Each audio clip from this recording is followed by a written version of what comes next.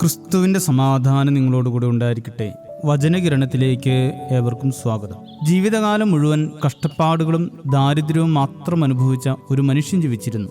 എന്നും തൻ്റെ വിധിയെ പഴിച്ചുകൊണ്ട് നടന്ന അദ്ദേഹം ഒരു നാൾ മരിച്ച് ദൈവസന്നിധിയിലെത്തി. നിറഞ്ഞ ദുഃഖത്തോടെ അദ്ദേഹം ദൈവത്തോട് ചോദിച്ചു, ദൈവമേ, എന്തുകൊണ്ടാണ് ഭൂമിയിൽ ഞാൻ മാത്രം ഇത്രയധികം ദാരിദ്ര്യത്തിൽ ജീവിച്ചത്? ദൈവം ഒരു പുഞ്ചിരിയോടെ മറുപടി നൽകി, മകനെ, നീ ജീവിതത്തിൽ ഒന്നും ദാനമായി നൽകാത്തത് കൊണ്ടാണ് നിനക്ക് ദരിദ്രനായി ജീവിക്കേണ്ടി വന്നത്. ഇത് കേട്ട ആ മനുഷ്യൻ അത്ഭുതപ്പെട്ടു. അദ്ദേഹം പറഞ്ഞു, പ്രഭോ, ഞാനൊരു പാവപ്പെട്ടവനായിരുന്നു. മറ്റുള്ളവർക്ക് ദാനമായി നൽകാൻ എൻ്റെ കയ്യിൽ ഒന്നും തന്നെ ഉണ്ടായിരുന്നില്ലല്ലോ. അപ്പോൾ ദൈവം സ്നേഹത്തോടെ അദ്ദേഹത്തോട് പറഞ്ഞു, ആരാണ് പറഞ്ഞത് നിനക്കൊന്നുമില്ലായിരുന്നു എന്ന്? മറ്റുള്ളവരുമായി പങ്കുവയ്ക്കാൻ കഴിയുന്ന അമൂല്യമായ 5 നിധികൾ ഞാൻ നിനക്ക് നൽകിയിരുന്നു. പക്ഷേ നീ അവയൊന്നും ഉപയോഗിച്ചില്ല. 5 നിധിയോ? അവൻ കണ്ണുമിഴിച്ചു. ദൈവം തുടർന്നു, ഒന്നാമത്തെ നിധി നിന്റെ മുഖമായിരുന്നു. മറ്റുള്ളവരെ നോക്കി നീ ഒന്ന് പുഞ്ചിരിച്ചിരുന്നുവെങ്കിൽ അവർക്ക് സന്തോഷം ദാനമായി നൽകാമായിരുന്നു. രണ്ടാമത്തേത് നിന്റെ കണ്ണുകളായിരുന്നു. ഈ ലോകത്തെ മുഴുവൻ ദയയോടും സ്നേഹത്തോടും കൂടി നോക്കി കാണാനായിരുന്നു അവ. മൂന്നാമത്തെ നിധി നിന്റെ നാവായിരുന്നു. മറ്റുള്ളവരെ കുറിച്ച് കുറ്റം പറയാതെ നല്ല വാക്കുകൾ കൊണ്ട് എല്ലാവർക്കും പ്രചോദനം നൽകാനായിരുന്നു ഞാൻ നിനക്ക് നാവ് നൽകിയത്. നാലാമത്തേത് നിന്റെ ഹൃദയമായിരുന്നു.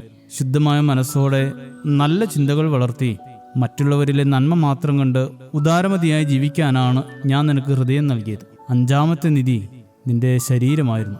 നിന്റെ ശരീരം കൊണ്ട് നിനക്ക് കഴിയുന്നത് പോലെ എത്രയെത്ര പേരെ സഹായിക്കാമായിരുന്നു.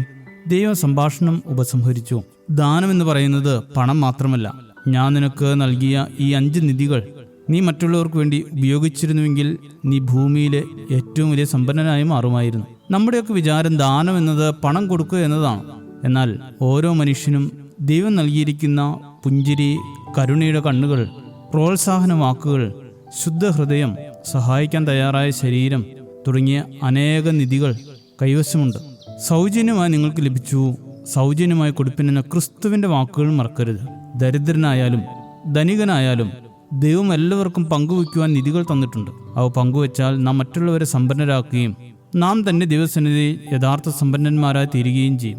പണം കൊണ്ട് നാം ഒരാളെ സഹായിക്കുമ്പോൾ അത് പണം തീരുന്നത് വരെ മാത്രമേ നിലനിൽക്കുകയുള്ളൂ. എന്നാൽ സ്നേഹം, കരുണ, പ്രോത്സാഹനം, ശുദ്ധഹൃദയം, സേവനം ഇവയൊക്കെ നൽകുമ്പോൾ അവ ശാശ്വതമായ അനുഗ്രഹമായി മാറുന്നു. ഇത്തരത്തിലുള്ള ദാനം നൽകുമ്പോൾ അത് സ്വീകരിക്കുന്നവന് മാത്രമല്ല, നൽകുന്നവനെ സമ്പന്നനാക്കുന്നു. ദൈവം നൽകിയിരിക്കുന്ന എല്ലാ നിധിയും ദാനം ചെയ്ത് ദൈവസന്നിധിയിൽ നമുക്ക് സമ്പന്നരായി മാറാം. ശുഭദിനം നേരുന്നു.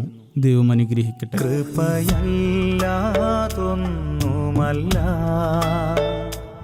എൻ്റെ വീണ്ടെടുപ്പിൻ കാരണം, കൃപയാലാണെൻ ജീവിതം, അതെന്നാനന്ദമതിമധുരം.